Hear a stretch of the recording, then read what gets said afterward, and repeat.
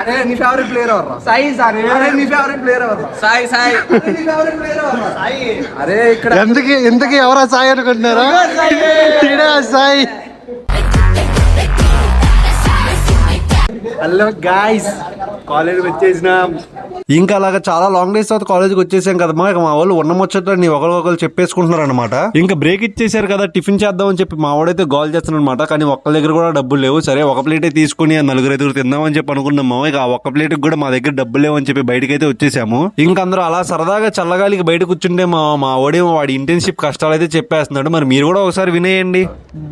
ఆ తర్వాత ఇంకా అక్కడ నుండి ఎందుకులే మనం అని చెన్నైలో పోయా.